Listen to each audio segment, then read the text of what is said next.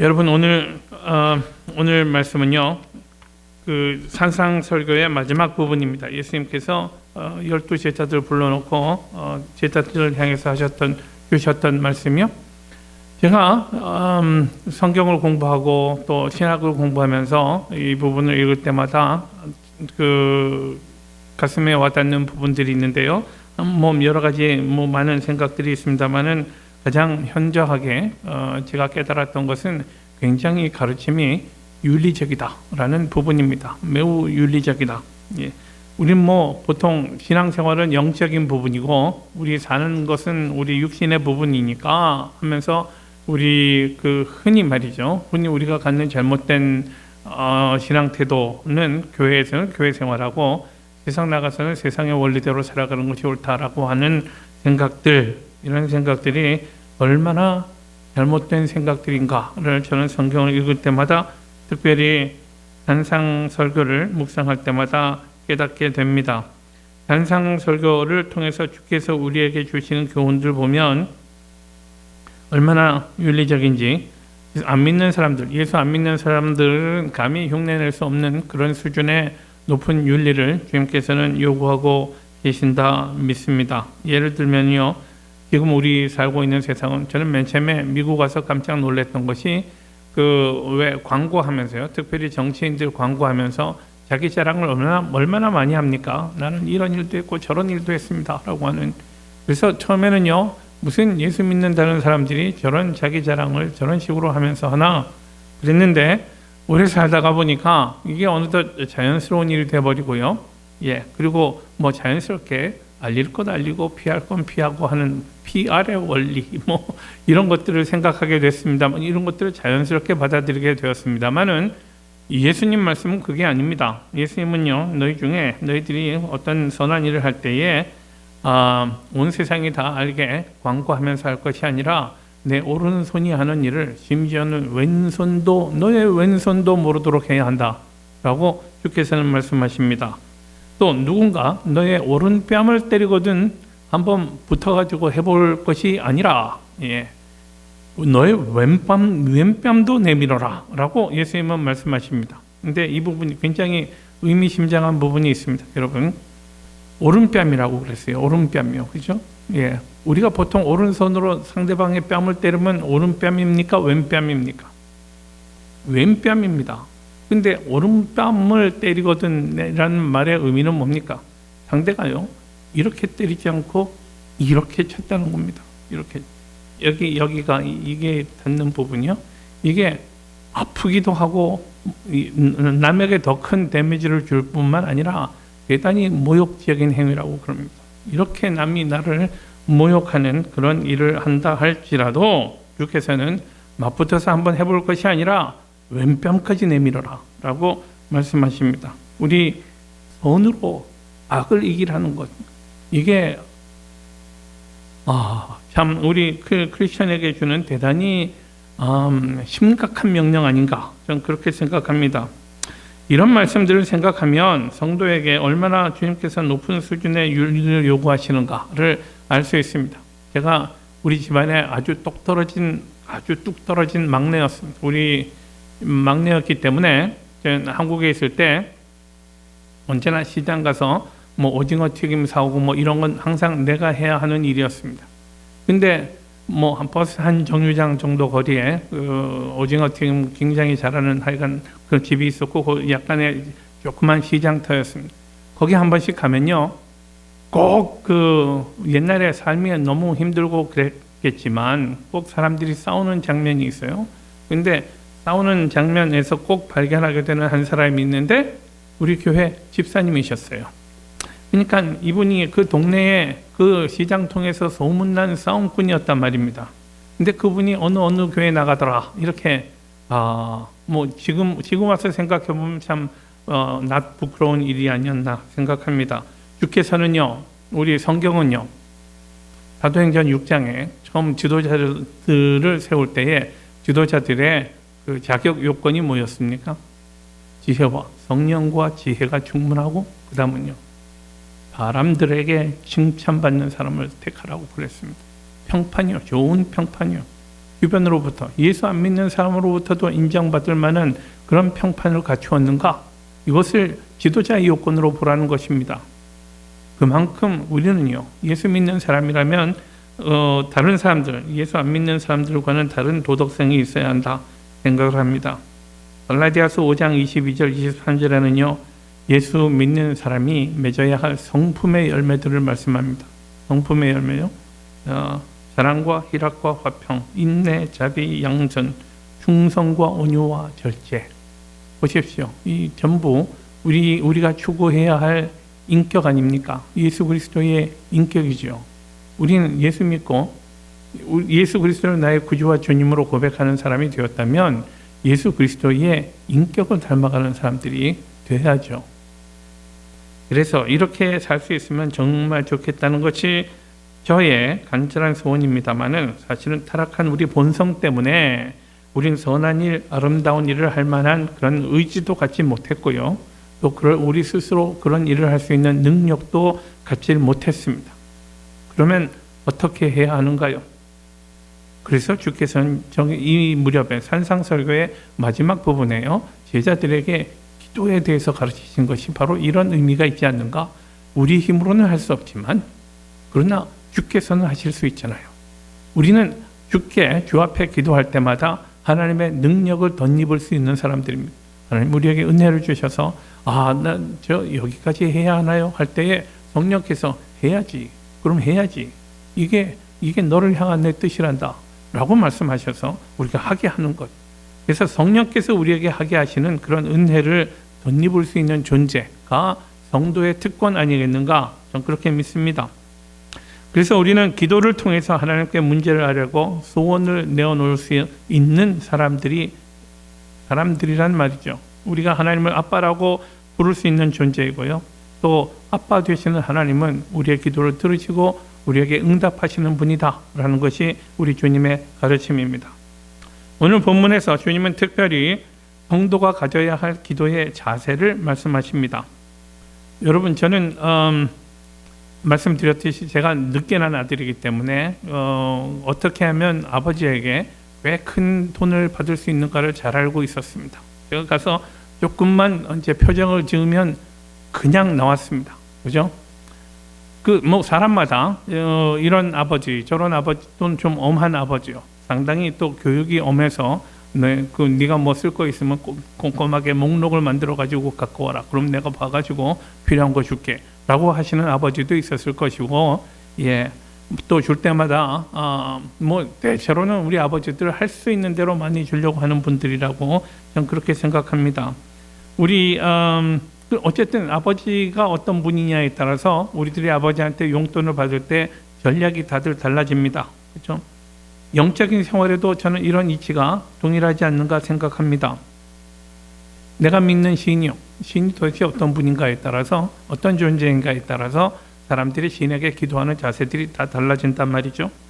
과거 그리스 사람들은요, 시인은 꼭 인간 같은 인격을 가진 존재, 변덕이 심한 존재, 쉽게 짜증을 내는 존재라고 생각을 했었습니다. 그러니까 시인에게 뭔가 문제를 가지고 나아갈 때 그들은 언제나 마음 졸이고 긴장된 마음으로 시인들에게 자기가 최선을 다해서 먼저 오퍼를 하고 말이죠. 오퍼링을 올리고 그렇게 간구를 했습니다. 시인이 이렇게 무서운 존재고 항상 꾸짖고 짜증내는 존재라면 그 앞에 나가서 기도하기가 얼마나 힘들겠습니까? 그런데 우리가 믿는 하나님은 어떤 분인가를 주께서는요, 우리가 믿는 하나님은 우리 하나님은 예수 그리스도를 통해서 하나님이 어떤 분이신가를 잘 보여주셨습니다.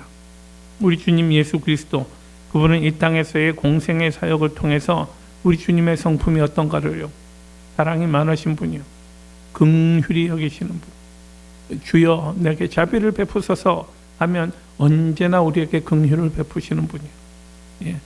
귀신에게 매여서 고통당하고 있는 사람 보면 측은히 여기시고 귀신을 내어 쫓아주시는 분이요. 사람들이 문제가 있어서 주님 앞에 나아갈 때마다 병을 낫게 하시고 죽은 자를 살리시던 그 예수 그리스도, 예수의 사랑 많으시고 또 우리를 긍휼히 여기시는 그런 성품을 주님께서는 우리에게 보여주셨습니다. 그래서 이런 사실을 통해서 우리가 한 가지 확신할 수 있는 것은 우리가 하나님 앞에 간구할 때에 거절당할까 봐 두려워해야 할 이유는 아무것도 없다는 것입니다. 책망당할까 봐 우리가 마음 졸여야 할 필요도 없습니다. 오히려 담대하게 기쁨으로 하나님 앞에 간구할 수 있을 것입니다. 요한 1서 5장 말씀 보십시오. 그를 향하여 우리가 가진 바 담대함이 이것이니 그의 뜻대로 무엇을 구하면 들으심이라. 예. 무슨 말씀입니까? 우리가요 담대하게 하나님 앞에 간구할 수 있다는 말입니다. 담대하게 간구할 수 있는 이유가 뭐라고요? 들으시기 때문이에요. 주께서 우리의 기도를 들으시기 때문이에요.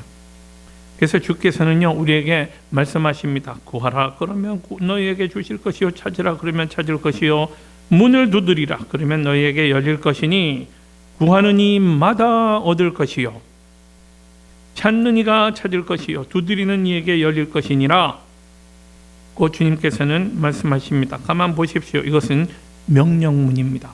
구해봐라, 구해라. Then you will find it. 그러면 너는 너희에게 주실 것이요. 예? 찾으라. 그러면 찾을 것이라고. 문을 두드리면 너희에게 열릴 것이라고요.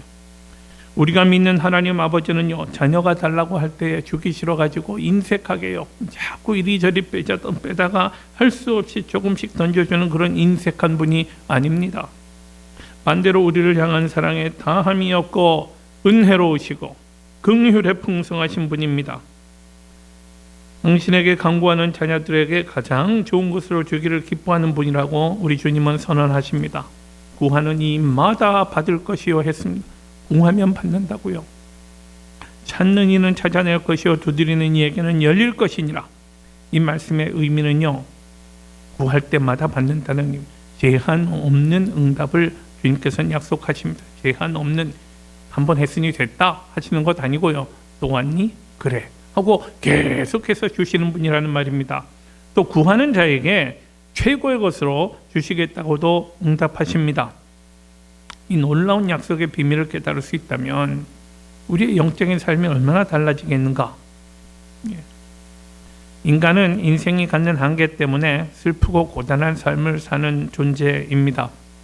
우리 원하는 건 너무 많은데요, 실제로 우리의 리소스는 너무나 적습니다. 가진 것도 없고요, 내 능력도 없고, 할 수 있는 간절히 원하지만 또 건강이 안 돼서 아직 인격적으로 미숙해서, 그래서 우리가 안타까운 일들을 경험할 때가 얼마나 많은지 모르겠습니다.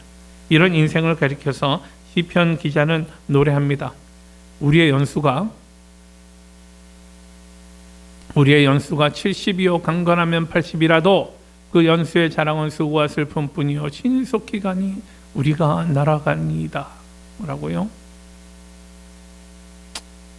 수고와 슬픔뿐인 그런 인생이요. 이렇게 우리 인생은 이제 70, 80이요. 또는 우리 성도님들 그보다 훨씬 더 건강하게 오래 사시겠습니다만은, 그러나 한 가지 확실한 것은 우리는 언제고 가야 한다는 거예요. 언제고 부르시면 가야 하는 유한한 존재들입니다만은, 그러나 하나님에게는 리밋이 없습니다. 우리가 전능하신 하나님을 고백하지 않습니까?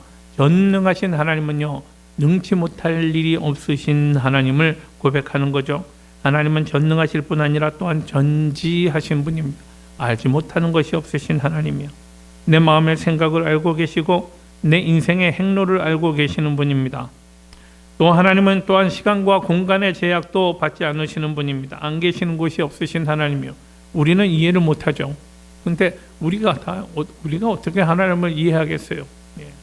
하나님 여기도 계시고 저기도 계시고요. 어디든 계시는 분입니다. 시편 139편은 하나님의 이런 성품을 얼마나 잘 노래하고 있는지 모릅니다. 여호와여 주께서 나를 살펴보셨으므로 나를 아시나이다. 나의 깊은 속을 아시는 주님이요, 남들은 알지 못하는 내 은밀한 부분까지 아시는 주님.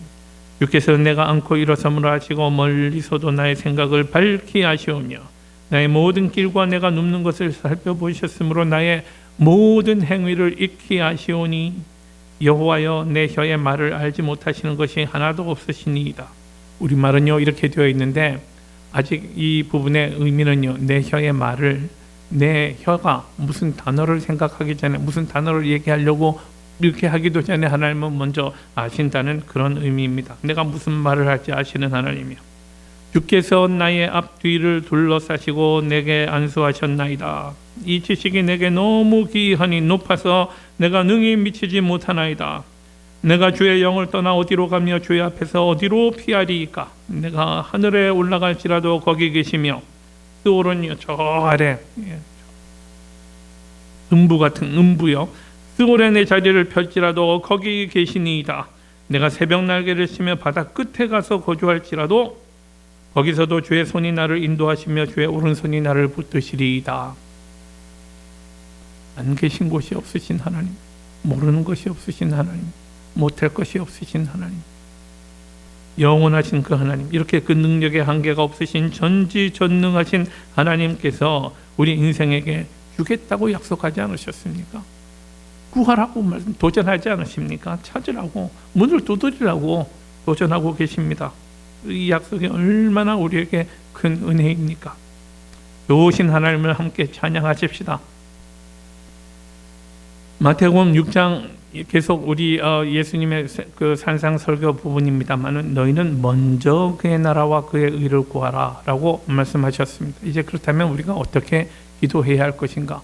우리는 아버지 되신 하나님께 얼마든지 기도할 수 있는 존재라는 사실을 먼저 말씀드렸고요. 또 그 다음에는 이 하나님은 우리에게 주기를 기뻐하시는 하나님, 관대하신 하나님, 우리를 향한 사랑에 이 도무지 끝이 없으신 하나님, 한량 없으신 그런 사랑을 우리에게 베푸시는 하나님이라는 사실을 보았습니다. 그렇다면 우리는 하나님 앞에 어떻게 기도해야 하는가? 먼저 그의 나라와 그의 의를 구하라고 말씀하십니다. 다시금 말씀드리지만 이것은 어떤 권유나 제안이 아니라 명령입니다. 명령이요. 성경은 우리에게 너희의 우선순위가 무엇이 되어야 하는가를 말씀하십니다. 예수님은 요 앞에요, 너희가 무엇을 먹을까, 무엇을 마실까, 무엇을 입을까 염려하지 말라고 말씀하십니다. 그것들은 다 하나님을 알지 못하는 사람들도 다 구하는 것이고, 하나님을 아는 너희들은 무엇을 구해야 할지 분명히 우선순위를 가려야 한다라고 말씀하시면서 주신 말씀이 너희는 먼저 그의 나라와 그의 의를 구하라고 말씀하신 거죠. 그러므로 우리가 구해야 할 것의 최우선순위는 하나님의 나라입니다. 하나님의 나라가 뭔데요? 하나님이 다스리는 곳 아닙니까? 하나님이 왕이신 곳이, 왕이신 나의 하나님, 얼마나 좋은 찬양. 계속 노래하고 싶지만 참습니다. 네. 우리 이 하나님이 나의 왕이 되시고요, 내가 그 왕 되신 하나님을 높이는 것, 이것이 하나님의 나라 아니겠습니까? 네. 하나님의 의를 구하래요. 하나님의 의는요, 주의 말씀대로 사는 것이 의입니다. righteousness요. 하나님이 주신 말씀대로 사는 것. 그래서 항상 이것을 먼저 구하는 것이 우리 기도 생활의 프린시플입니다. 가장 중요한 원리입니다. 다음 야고보서 1장 5절에는요, 너희 중에 누구든지 지혜가 부족하거든 모든 사람에게 후히 주시고 꾸짖지 아니하시는 하나님께 구하라. 그리하면 주시리라 했습니다. 예. 그 하나님 앞에 구하면요, 그리하면 주시겠다고 말씀하십니다. 예. 그러니 우리가 얻지 못하는 것은 구하지 않기 때문이라고요. 어떻게 구해야 하는가요? 이제는 구함의 법칙입니다. 계속해서 야고보서 1장 6절 7절 말씀입니다. 같이 읽을까요? 오직 믿음으로 구하고 조금도 의심하지 말라. 의심하는 자는 마치 바람에 밀려 요동하는 바닷물결 같으니 이런 사람은 무엇이든지 주께 얻기를 생각하지 말라. 아멘. 구함의 법칙 뭐요? 믿음으로 구하라는 거예요. 믿음으로 구하라. 그리고 의심하지 말라라는 거예요. 하나님이 우리 간구에 귀 기울이시고 우리 간구에 응답하신다는 사실을 믿어야 한다는 것입니다. 그러면 그 다음 질문은요. 에스라 바운드라는 분이요, 쓴 책인데 자기가 어떤 컨퍼런스에 갔다가 어떤 한 분이 나는 지난 30년 동안 교회 장로로 섬기면서 성실하게 하나님 앞에 기도 생활해 왔습니다. 내가 그 중에 가지고 있었던 한 가지 기도 제목을 30년 동안 기도해 왔는데 그런데 하나님은 내 기도를 아직 응답하지 않으셨습니다. 이 문제에 대해서 어떻게 설명하실 수 있겠습니까? 라고 도전하는 사람을 만났대요. 우리 어제 그 새벽 기도 시간을 통해서 잠깐 말씀드렸는데요. 하나님 앞에 기도하는 데 있어서 제일 중요한 한 부분은 뭐냐면요. 예수님은 그 누가복음에서요. 그 세리와 어떤 바리새인의 기도를 예수님께서 비교하면서 말씀하신 부분이 있어요. 예, 이 사실은 그 비유는 아니죠. 성전에서 기도하는 모습을 보면서 예수님이 말씀하셨어요. 어떤 바리새인은 성전에 들어와서요. 사람들이 많이 보는 곳에서 자기 손을 들고서 기도합니다. 하나님이여 감사하나이다 하면서요. 감사하나이다. 나는 일에 2번 주 앞에 금식하고 또 저는 소득의 11조를 주께 드리나이다. 감사합니다 하고 이렇게 기도를 나는 저 세리와 같지 아니함을 감사하나이다 라고 이렇게 기도하고 있었어요. 한편 다른 쪽에 있었던 세리는요. 감히 하늘을 바라보지 못하고요. 가슴을 치면서 제게 자비를 베풀어 주십시오. 저는 죄인입니다 하고 하나님 앞에 기도하고 있었대요. 예수님이 칭찬하셨던 사람은 누구요? 세리요. 세리는 남들이 다 아는 악한 인간입니다. 바리새인은 사람들이 모두가 존경하는 괜찮은 사람입니다. 그런데 주께서는 이 세리의 기도를 하나님이 들으셨다라고 말씀하시는 거죠. 그 이유는 뭡니까? 하나님 앞에 정직했던 거예요. 바리새인은요, 자기 의를 드러내고 있습니다. 자기 의요. 내가 이렇게 했는데요. 내가 이렇게 하지 않았습니까? 자기 의를 드러내는 기도는 엉터리라고요. 제가 30년간 기도했던 그 장로님 기도의 문제는요. 내가 이렇게 기도했으니 하나님은 응답하셔야 되는데 어떻게 된 겁니까? 라고 하는 이런 태도에 문제가 있었다는 말입니다. 그래서요. 응답받는 기도에 그 일정한 원칙이 있는데 요한일서 5장 14절 말씀이요. 그를 향하여 우리가 가진 바 담대함이 이것이니 그 다음은요. 그의 뜻대로 무엇을 구하면 들으심이라 그랬습니다. 그러니까요. 그의 뜻대로가 굉장히 중요한 전제입니다. 그의 뜻대로 구하지 않으면 잘못된 기도라는 의미입니다. 이기적인 내용들 있잖아요. 이기적인 내용. 또는 자기의 정욕을 위한 기도요. 제가 이제 한국에서 무슨 총선이 있다면서요. 예. 제가 꼭 되게 해주십시오 라고 하는 이런 기도를 누구든지 할 수 있죠. 근데 그 동기가 뭐냐 말이죠. 동기가요. 국회의원이 돼서 뭐 하겠냐 말이에요. 뭐 하려고 하느냐 이거요. 제가 큰 돈을 벌기를 원합니다. 큰 돈 벌어서 뭐 할 건데요. 이 동기가 그의 뜻대로 무엇을 구하는 그런 동기인가가 중요하단 말입니다. 나의 간구가 그래서 중요한 것은요. 나의 간구가 하나님의 뜻과 일치하는가? 이것을 하나님이 기뻐하시는가를 생각해야 합니다. 자, 먼저 하나님의 뜻과 일치하는가? 하나님이 이것을 기뻐하시겠는가? 그다음 그 결과 이것이 하나님께 영광이 되는가? 이게 하나님의 뜻대로 구하는 기도인 줄 믿습니다. 응답의 타이밍에 있어서도 우리가 유념해야 할 일이 있습니다. 하나님 우리에게 가장 좋은 것을 주고자 하신다고 예수님은 거듭거듭 말씀하십니다. 그런데요. 이런 것들을 주실 때 우리가 알고 있는 이유로 혹은 이해하지 못하는 이유도 있겠지만 때로는 기다리게도 하십니다. 때로는 우리의 기대와 다른 응답을 주기도 하십니다. 때로는 우리를 기다리게도 하시고 또 간절히 주를 의뢰하고 주 앞에 내려놓도록끔 하는 것을 가르치기도 하십니다. 그러니 주의 응답의 방법이 여러 가지가 있는데 그 여러 가지 방법이 모두 여러 가지 방법을 통해서 우리에게 응답하시는데 저는 하나님의 선하신 성품을 우리가 감안한다면 어떤 모양이든 우리에게 주시는 응답이 최선의 응답이다. 나를 위해서 최선이다. 라고 저는 그렇게 믿습니다. 하나님의 응답은 항상 좋은 것인가? 우리의 기대와 달라도 하나님의 응답은 선한가? 물론입니다. 하나님은 우리에게 최선을 주십니다. 예수님의 말씀을 다시 보십시다. 너희가 악한 자라도 좋은 것으로 자식에게 줄 알거든 하물며 하늘에 계신 너희 아버지께서 구하는 자에게 좋은 것으로 주시지 않겠는가? 저는 이 믿음의 신비라고도 생각합니다. 미스터리. 그런데 나중에 돌아보면 누구나 무릎을 치게 하는 그런 하나님의 섭리를 우리가 고백하지 않을 수 없습니다. 또 이런 하나님의 원리를 응답의 원리를 우리가 믿음으로 이해할 수 있게 되길 바랍니다.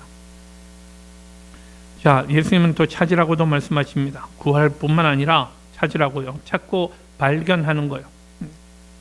신앙이란 구하여 얻을 뿐 아니라 찾고 발견하는 것도 있습니다. 예레미야서 29장 말씀 보면요, 너희는 내게 부르짖으며 와서 내게 기도하면 내가 너희를 들을 것이요 너희가 전심으로 나를 찾고 찾으면 나를 만나리라.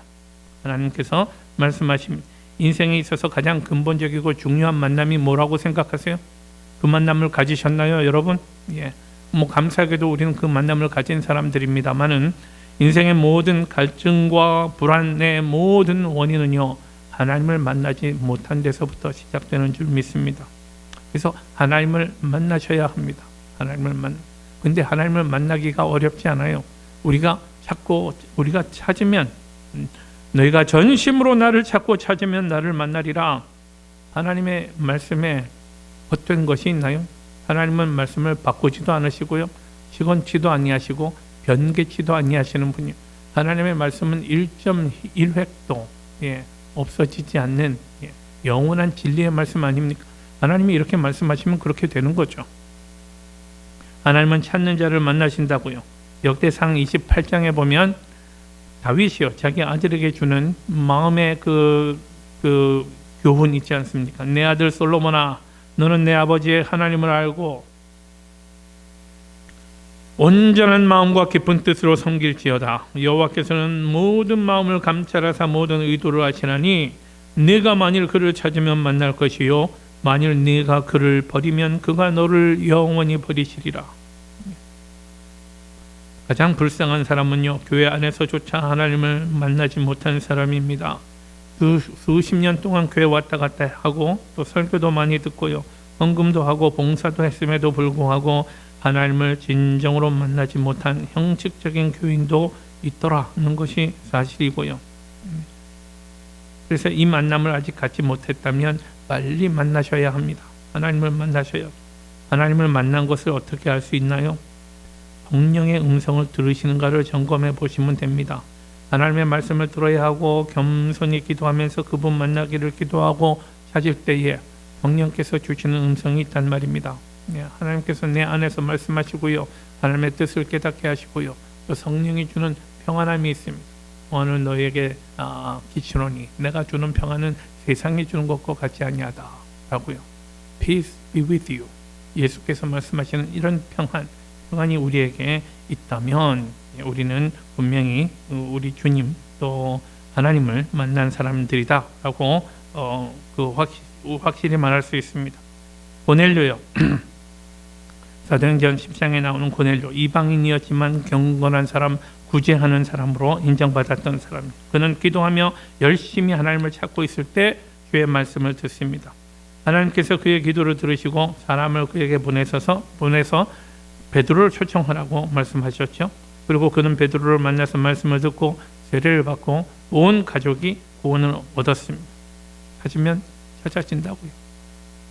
다음에 문을 두드리라 열릴 것이라 고도 말씀을 하셨습니다. 요한복음 10장 9절 말씀이에요. 우리 주님 말씀하십니다. 내가 문이니 누구든지 나로 말미암아 들어가면 구원을 받고 또는 들어가며 나오며 꼴을 얻으리라 라고요. 예수님은요, 구원의 자동문이래요. 우리가 두드리기도 전에 휙 열려버리는 그런 문이라고 합니다. 우리에게 문이 잘 열리지 않는 이유가 있다면 그것은 우리가 두드리지 않기 때문입니다. 노력하지 않기 때문에, 문을 열려고 애초에 일어서지도 않기 때문이라는 말입니다. 문을 두드리라고 예수님께서 열어주시겠다고 말씀하십니다. 오늘 여러 가지 말씀들 한꺼번에 너무 많이 봐가지고 여러분 좀 혼란스러울지 모르겠어요. 그런데요, 한 가지만 기억하시면 됩니다. 예수님을 찾아온 사람 중에 거절당한 사람은 한 사람도 없다고요. 구하면 얻을 것입니다. 찾으면 찾을 것이고요. 예수님의 명령을 다시 한번 요약합니다. 구하는 자마다 얻을 것이요, 찾는 이가 찾을 것이고 문을 두드리는 자에게 열릴 것이다. 이것이 우리에게 허락하신 구원의 모습입니다. 우리 이런 구원을 우리에게 허락하신 주님을 찬양하십시다. 그리고 하나님 앞에 담대하게 간구하십시다. 지금 우리 사순절 지나면서 기도와 경건에 대해서 우리 굉장히 노력하고 애를 쓰면서 기도 생활에 경건 생활에 힘을 다하고 있습니다. 여러분 기도하시고 엎드릴 때마다 주께서 찾아와 주셔서 어루만져 주시고 심령을 새롭게 하여 주시고 하늘의 평화를 허락하여 주시고 도망을 새롭게 해주시는 귀한 복이 있기를 축원합니다. 네, 기도하십시다. 전능하신 하나님, 오늘도 우리가 예배에 나오게 하시고 또 주의 말씀을 듣게 하시니 감사합니다. 우리 생명의 주님께서 생명의 말씀을 우리에게 주셨는데 우리 말씀 붙들고 말씀 주신 대로 순종하며 살아갈 것을 결단합니다. 우리 주님 찾는 일에 하나님 앞에 간구하는 일에 열심을 더할 수 있도록 인도해 주시고 열심히 찾고 문을 두드릴 때마다 우리에게 후히 주시고 꾸짖지 아니하시는 하나님의 선하심을 발견하는 귀한 복도 허락하여 주옵소서. 예수님의 이름으로 기도하옵나이다.